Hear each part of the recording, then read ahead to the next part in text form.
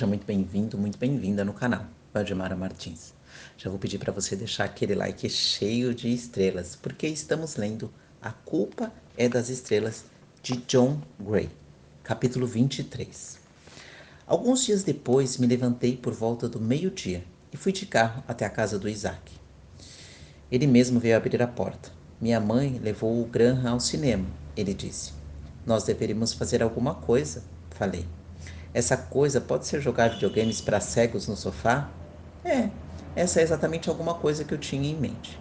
Então, ficamos sentados ali umas 2 horas juntos, falando com a tela, navegando por uma caverna labiríntica, invisível, sem o lumen de luz sequer. A parte mais divertida do jogo era de longe, tentar fazer o computador estabelecer um diálogo engraçado com a gente. Eu encoste na parede da caverna.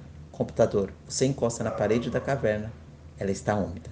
Isaac, lamba a parede da caverna. Computador, não compreendo. Fale de novo. Eu, dê um amasso na parede úmida da caverna. Computador, você tenta dar um passo, você bate com a cabeça. Isaac, não é dê um passo, é dê um amasso. E computador, não compreendo. Isaac, cara, eu tenho estado sozinho nesta caverna escura há várias semanas e preciso me aliviar. Dê um amasso na parede da caverna. Computador, sua tentativa de dar um passo. Eu pressione a pelvis contra a parede da caverna. Computador, não com. Isaac, faça amor com a caverna. Computador, não com. Eu, tá bem. Siga pelo ramo esquerdo. Computador, você segue pelo ramo esquerdo. A passagem se estreita. Eu, engatinhe. Computador, você engatinha 90 metros. A passagem se estreita. Eu, rasteje como uma cobra. Computador, você rasteja como uma cobra por 30 metros.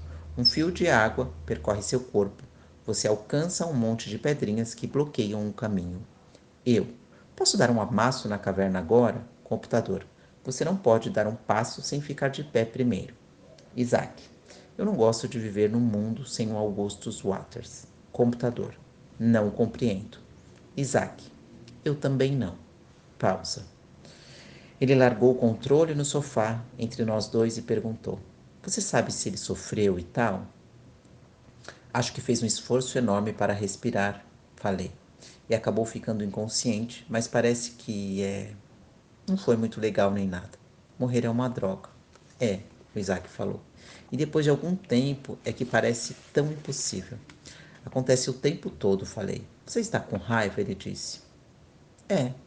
Nós dois ficamos ali sentados por um bom tempo, numa boa, e eu fiquei pensando no início de tudo, no coração literal de Jesus, quando Gus nos disse que tinha medo do esquecimento e eu falei que ele estava com medo de algo universal e inevitável, e que na verdade o problema não é o sofrimento e não o esquecimento em si, mas a ausência imoral de sentido nisso tudo, o niilismo absolutamente inumano do sofrimento. Pensei no meu pai me dizendo que o universo quer ser notado. Mas o que nós queremos é ser notados pelo universo, fazer com que o universo dê alguma bola para o que acontece com a gente. Não a ideia coletiva de vida senciente, mas cada um de nós como indivíduos. O Gans amava você de verdade, sabe? Ele falou. Sei. Ele não conseguia parar de falar nisso. Eu sei. Era irritante. Eu não achava irritante, falei. Ele chegou a te dar aquela coisa que ele estava escrevendo? Que coisa? A continuação ou sei lá o que daquele livro que você gostava. Eu me virei para o Isaac. O quê? Ele disse que estava escrevendo alguma coisa para você, mas que não era bom escritor. Quando foi que ele disse isso? Sei lá, foi tipo em algum momento depois da volta de Amsterdã. Em que momento? Pressionei-o. Será que Gans não teve a chance de completar? Será que tinha terminado, deixado no computador ou algo assim? O Isaac suspirou. Não sei. Nós falamos disso aqui uma vez. E ele estava aqui, tipo, nos mexemos na minha máquina de e-mails. Eu tinha acabado de receber um e-mail da minha avó. Posso procurar na máquina se você. Tá, tá, cadê?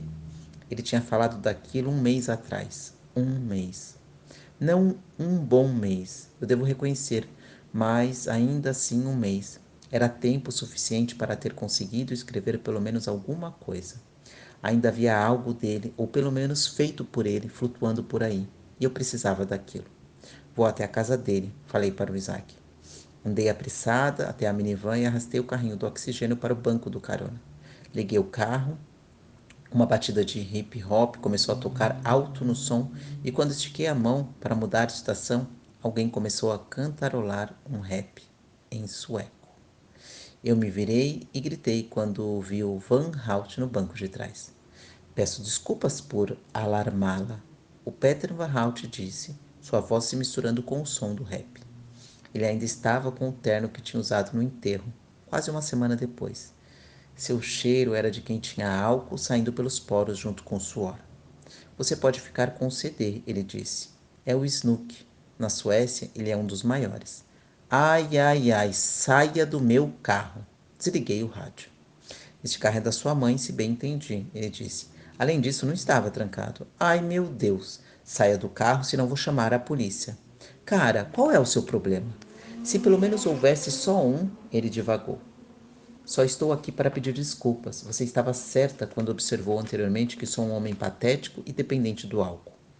Uma conhecida minha só passava algum tempo comigo porque eu a pagava para fazê-lo. E o pior é que ela se demitiu, deixando-me alma rara que não consegue companhia nem mediante suborno. É tudo verdade, Hazel. Tudo isso e muito mais. Tá, falei. Teria sido um discurso mais tocante se ele não tivesse engrolado as palavras. Você me lembra a Ana. Eu me lembro a muita gente, respondi. Realmente eu preciso ir. É só dirigir, ele disse. Saia. Não, você me lembra a Ana, ele disse de novo. Depois de um segundo, engatei a marcha, ré e comecei a andar com o carro. Eu não estava conseguindo fazê-lo sair e não precisava continuar tentando. Iria até a casa do Gus e os pais do Gus o fariam ir embora. Obviamente você está familiarizada, o Van Hout disse, com Antonieta Mel. Não, falei. Liguei o rádio e o hip-hop sueco tocou alto, mas o Van Hout gritou mais alto ainda. Ela poderá se tornar em breve a santa não mártir mais jovem a ser beatificada pela Igreja Católica. Teve o mesmo câncer que o Sr. Waters, osteosarcoma. Eles amputaram a perna direita dela. A dor era excruciante. Enquanto Antonieta Mel estava à beira da morte, na tenra idade de 6 anos, por causa desse câncer agonizante, disse para o pai: a dor é como um tecido. Quanto mais forte, mais valioso. Isso é verdade, Hazel? Eu não estava olhando diretamente para ele, mas para seu reflexo no espelho. Não!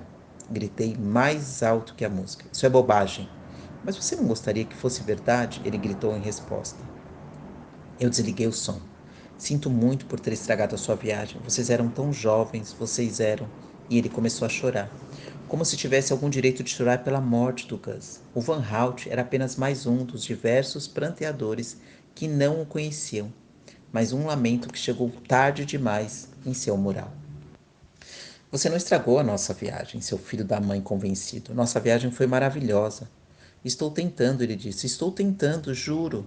Foi mais ou menos nessa hora que eu acabei me dando conta de que o Peter Van Hout tinha perdido alguém da família. Pensei na honestidade com a qual ele havia escrito a respeito de crianças com câncer, no fato de não ter conseguido falar comigo e só perguntando se eu tinha me vestido como a Ana de propósito. Toda aquela baboseira que ele jogou para cima de mim e do Augustus. A pergunta dolorosa dele sobre a relação entre a gravidade da dor e seu valor. Ele chegou o corpo para trás e continuou sentado bebendo, um velho que vinha bebendo havia vários anos. E eu lembrei de uma estatística que preferia não conhecer. Metade dos casamentos terminam no ano que se segue à morte de um filho. Olhei para trás, para o Van Hout. Eu estava percorrendo a Avenida College, aí encostei atrás de uma fileira de carros estacionados e perguntei: você teve um filho que morreu. Minha filha, ele disse. Tinha 8 anos. Sofreu lindamente. Nunca será beatificada. Ela teve leucemia? Perguntei. Ele fez que sim com a cabeça. Como a Ana, falei. Sim, exatamente como a Ana. Você era casado? Não. Bem, não quando ela morreu. Eu me tornei uma pessoa insuportável muito antes de nós a perdermos. A tristeza não nos muda, Hazel. Ela nos revela. Você morava com ela? Não, não no início. Embora no fim, nós a tenhamos levado para Nova York, onde eu estava morando, para uma série de torturas experimentais que aumentaram o sofrimento de seus dias sem aumentá-los em número. Depois de um segundo, eu falei: então é como se você tivesse dado a ela uma segunda vida na qual conseguiu chegar à adolescência.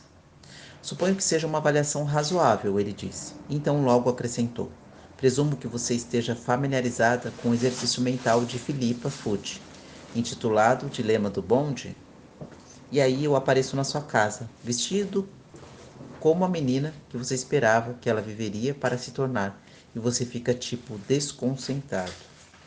Em determinada linha, há um bonde desgovernado, ele disse. Não dou a mínima para o seu exercício mental idiota, falei. É o exercício da Philippa Foot, na verdade. Bem, nem para o dela. Ela não entendia por que aquilo estava acontecendo, ele disse. Tive de contar para ela que iria morrer. A assistente social falou que eu precisava contar, e eu precisei lhe dizer que iria morrer, então falei que ela iria para o céu. Ela perguntou se eu estaria lá, então respondi que não. Não naquele momento, mas algum dia ela quis saber. E prometi que sim, claro, muito em breve. E falei que naquele interim haveria uma ótima família lá em cima que tomaria conta dela. Ela me perguntou quando eu iria para lá e respondi que seria logo, 22 anos atrás. Sinto muito. Eu também. Depois de um tempo, perguntei o que aconteceu com a mãe dela e ele sorriu. Você ainda está em busca de uma continuação, sua danadinha. Sorri também. Você deveria voltar para casa, falei para ele. Fique sóbrio, escreva outro livro, faça aquilo no qual você é bom. Nem todo mundo tem essa sorte de ser bom em alguma coisa. E ele ficou olhando fixamente para mim pelo espelho durante um bom tempo. Certo, ele disse. Está bem, você tem razão. Você tem razão. Mas mesmo ao dizer isso, tirou do bolso a garrafa de uísque quase vazia. Bebeu, recolocou a tampa na garrafa e abriu a porta. Tchau, Hazel. Fique bem, Van Hout. Ele se sentou no meio-fio, atrás do carro, enquanto eu o via encolher pelo espelho retrovisor. Ele pegou a garrafa e por um instante pareceu que iria deixá-lo no meio-fio, mas então tomou outro gole. Era uma tarde quente em Indianópolis, o ar carregado e estático como se estivéssemos dentro de uma nuvem. Era o pior tipo de ar para mim, e tentei me convencer de que era só o ar, quando a caminhada da entrada de veículos até a porta da casa do Gus pareceu infinita. Toquei a campainha e a mãe dele abriu a porta.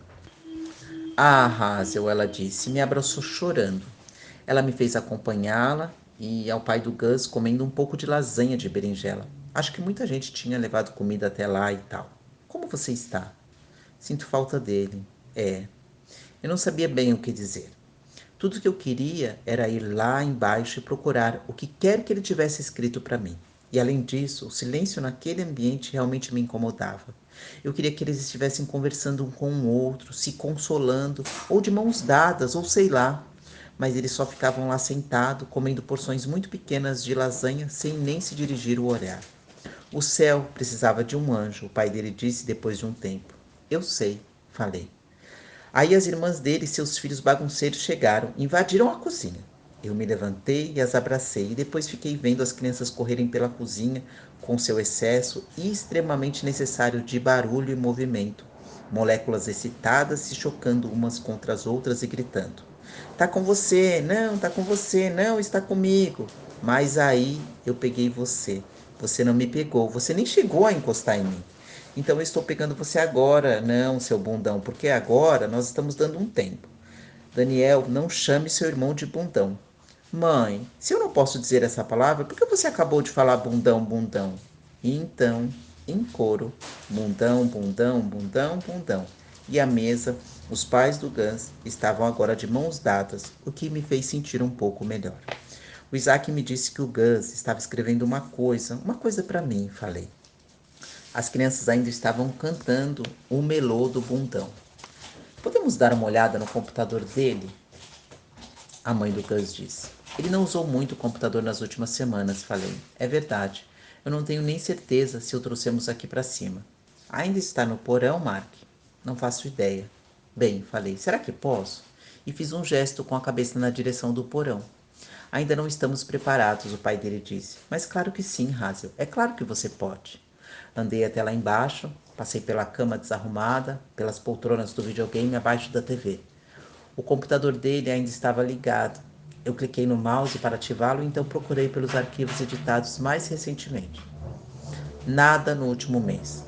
A coisa mais recente era uma resenha do livro O Olho Mais Azul, de Toni Morrison. Talvez ele tivesse escrito algo à mão. Então eu andei até as prateleiras de livro, procurando um diário, ou bloco, ou caderno. Nada. Folhei o exemplar dele, do Uma Aflição Imperial.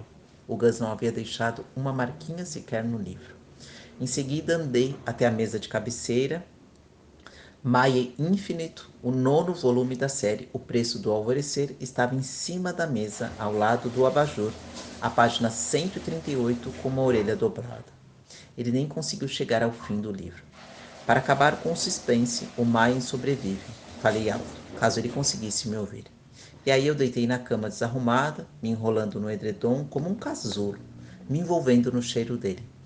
Tirei a cânula para poder sentir melhor aquele cheiro, inspirando o Gus, e o aroma já se dissipando, mesmo enquanto eu ainda estava deitada lá. Meu peito queimando até eu não poder diferenciar as dores. Eu me sentei na cama depois de um tempo, reinseri a minha cânula e respirei por alguns minutos antes de subir as escadas.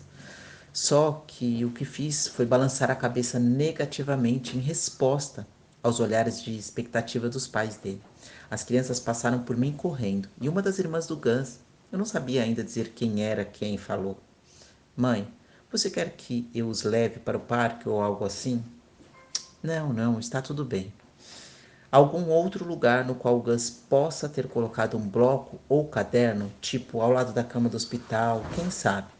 A cama já tinha sido retirada de lá, como requisitado pelo hospital.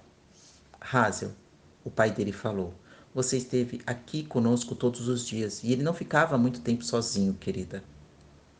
Não teria tido tempo de escrever nada. Eu sei que você quer, quero isso também, mas as mensagens que ele nos deixa agora estão vindo lá de cima, Hazel. Ele apontou para o teto, como se o Gus estivesse pairando sobre a casa. Talvez estivesse, não sei. Mas eu não conseguia sentir a presença dele. É, falei. Prometi visitá-los novamente dali a alguns dias e nunca mais senti o cheiro dele de novo.